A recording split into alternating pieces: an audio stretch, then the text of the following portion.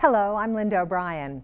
For many hardworking families, recession, unemployment, and subprime loans have turned the dream of home ownership into the nightmare of foreclosure.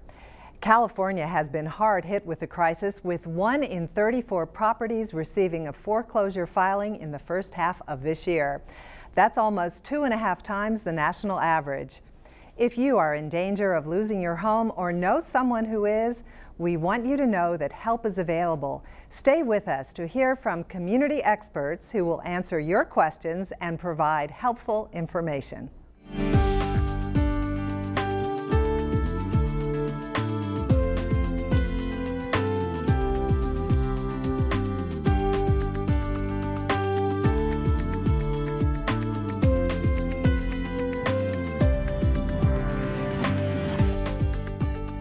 For the next hour, we'll be talking with a panel of experts who can tell you what to do and where to go for help if you're facing foreclosure. We'll be answering questions submitted by our studio audience, and we invite you to join the discussion by calling us at 1-800-771-KTEH. Our phone bank is staffed by credit and housing counselors, attorneys, and other community partners. They can direct you to the resources you need, including help from United Way's 211 service. You're also welcome to email us with your questions at mortgage@kteh.org. Your concerns are shaping this program, so please let us hear from you as we meet our panel. Joining us, Martin Eichner, Director of HUD Housing Counseling Programs at Project Sentinel. Kevin Stein is Associate Director of the California Reinvestment Coalition. Mava Elise Brown is Executive Director of Housing and Economic Rights Advocates in Oakland. Cheryl Meha-Ula has over 30 years experience in the mortgage business and currently serves on the Board of Directors of the Silicon Valley chapter of the California Association of Mortgage Brokers. Julie Patino is Managing Attorney of the Santa Clara County Office of Bay Area Legal Aid. And finally, we're joined by Anna Elizabeth Reynoso, the Home Ownership Center Program Manager at Neighborhood Housing Services, Silicon Valley. Thank you all for being here. Before we begin, I'd like each of you to tell us briefly about the biggest challenge your organization is facing with this mortgage crisis. Let's begin with you, Martin. Well, I have to say it's clearly the overwhelming demand for service that we're facing and most of the other agencies are facing. It means that people are waiting to get in to see us. It means that people are going in other directions, including rescue scams and other options that they shouldn't be looking at. And it means that the lenders, regardless of whether they're acting in good faith or not, are also backed up and overwhelmed by people approaching them as well. So overwhelming situation. Mava, what about your organization? I think right now one of our biggest concerns is that the servicers we're dealing with, and these entities that are supposed to be, we're entrusted with modifying loans, don't even seem to understand their own program rules, don't seem to understand the President's modification program, and are therefore just not implementing it, or implementing very, very slowly, but still moving people forward to foreclosure while they tell us to wait. So it's a big concern. And we're seeing a lot of foreclosures. Julie. Well, we provide legal representation for tenants and provide eviction defense. And tenants are often an unknown sort of collateral damage situation in foreclosure scenarios. So one of the challenges we face is really getting the word out to tenants who are situated in foreclosed homes and letting them know what their rights are and that they actually have unique protections under state law as well as under new federal law. So we'll get to tenants later in the program. Anna. Like Martin, obviously the overwhelming demand for wanting to see a housing counselor, that has made it very difficult. Another challenge is the requirements the lender is asking from a HUD-approved counselor just to follow up with the file. That's a major concern of ours as well. Cheryl? Probably bring a different perspective to this, being in the lending environment, but with this crisis and everything that has happened, bringing down property values, and probably with good reason, lenders tightening up their standards. It's very difficult for a lot of times just the normal homeowner right now who wants to do a refinance or to purchase a home. The requirements are so much stricter, the unavailability of money. So what some people otherwise would have been able to maybe handle their funding needs are being turned away by the lenders. So the crisis is far-reaching. It is. Kevin. I would say the largest problem we all face is a lack of accountability. We've had insufficient regulation and oversight of the lenders, which helped put us in the crisis that we're facing now. And so the result is we have many, many families who are trying to work with their loan servicers to stay in their homes, and there are virtually no rules and there are no consequences for the servicers for failing to help families as they should. So we need to change that dynamic and put in place policies that say more needs to be done. So we have a lot of issues to tackle. So let's start. We thank you all for those opening comments, and now we're going to get right to it with a question that has come in from our online audience. It's from a first-time buyer with a 30-year fixed FHA loan. The value of his property is way down, his mortgage payments are very high, his lender says there's no stimulus aid for his kind of loan, and he's wondering now about a short sale. First off, what is a short sale? Mava? Well, a short sale is a process whereby the lender or whoever's holding your note, your promissory note, agrees to accept less than the amount of money that you owe them in exchange for you exiting the house. One of the things that it's kind of scary about short sales right now is that so few true short sales are taking place, and instead lenders are asking homeowners to sign side agreements that are separate promissory notes for $10,000, $25,000, $50,000, and thereby reaffirming part of the debt and keeping themselves on the hook for debt moving into the future. That's not the point of a short sale. So I'm very concerned for anybody going through a short sale without advice from a professional. What other options does this individual have?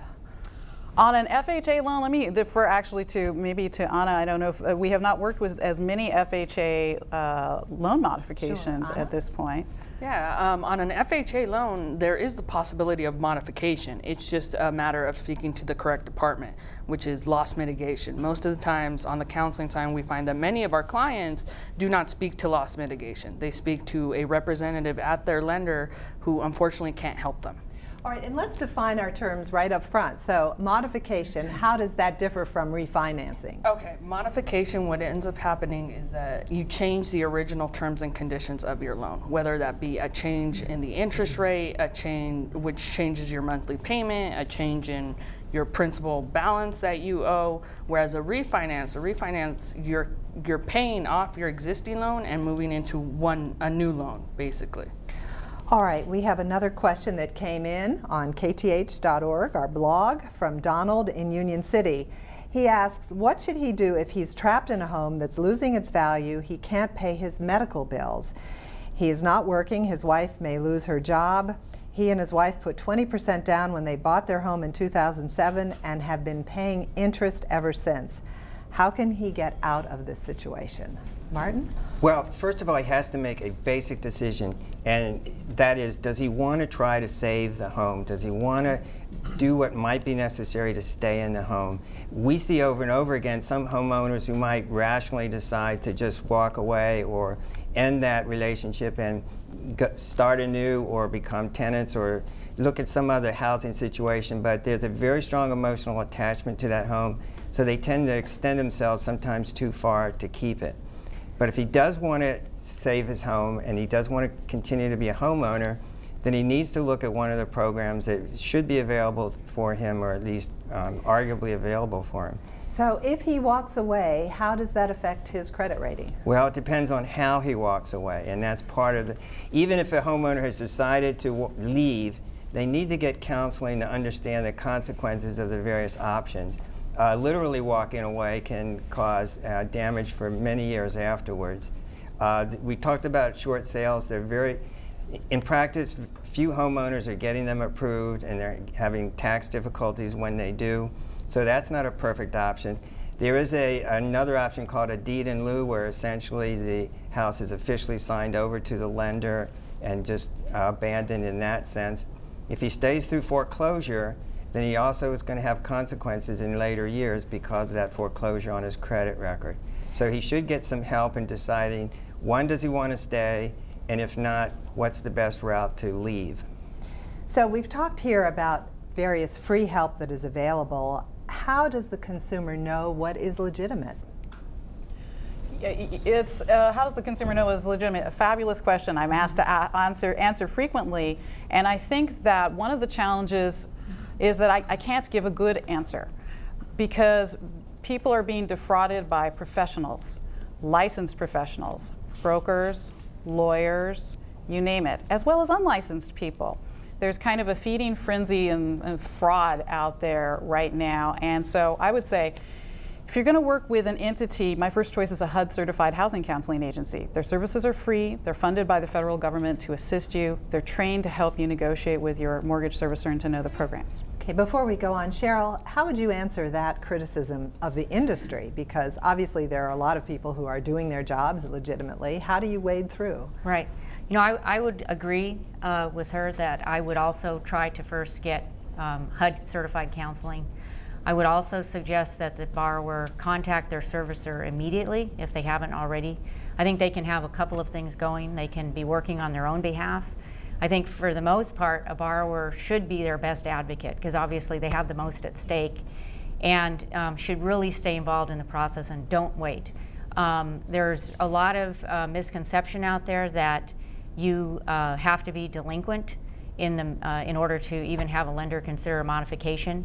If you are current and you know that you're going to be facing financial hardship, don't wait. Go on to the Making Home Affordable website, follow the process. You'll see that if you have that, you can be eligible. And I would say if you are going to seek help, you can go on to the California Department of Real Estate website. You can look for a list of people that have submitted no objection letters to get an advance fee agreement approved, but that can only be used on somebody that is not delinquent on their mortgage if they have not had a notice of default filed. Yeah, so if you could just explain that, and also when you receive the notice of default, what the next step is. So a notice of default would actually be where you are typically, I would say most cases, probably at least 60 days delinquent, but probably more than that, especially because there's certain notification process that the governor put into into effect also that there's some disclosures and things that people need to have in meetings with their lenders. So, but once you haven't made payments over a period of time, and the borrower then has a right to actually file a recorded notice of default on your property, which is basically giving you notice that they are going to foreclose on your property if you don't pay. The first process is about 3 months typically, and then a notice of trustee's sale would get recorded, and then it would actually go to a foreclosure sale. So between the notice of default and the foreclosure sale, what does the consumer need to do? There's still time under the various programs to apply for a modification or one of the other options. And currently, the lenders who are participating in the Making Home Affordable program are, if you're eligible to apply, they must at least postpone closing the foreclosure or finishing the foreclosure while your application is pending. So actually currently we're seeing the trustee sale, and that's the point at which the homeowner loses ownership, that someone else becomes the owner. We're seeing the lenders postponing those sales and leaving the sale date suspended while they're looking at the application. So one of the improvements we're seeing is that this overall process, which used to be 120 days, is now being extended out beyond the 120 days. But I also want to warn people that they're selling the houses without telling the homeowner now because they only have to give a notice initially. And so we've had several clients who thought they still owned their home and found out only when they came in to see us and we ran a property check that they'd already lost their home in the trustee sale because it was postponed, and then they didn't get notice of the new date. So a lot to be aware of. A reminder to all of you who are watching, we are here to answer your questions and address your concerns about the mortgage crisis, so please call us at 1-800-771-KTEH or email us at mortgage@kteh.org. We'll get to as many questions as we can.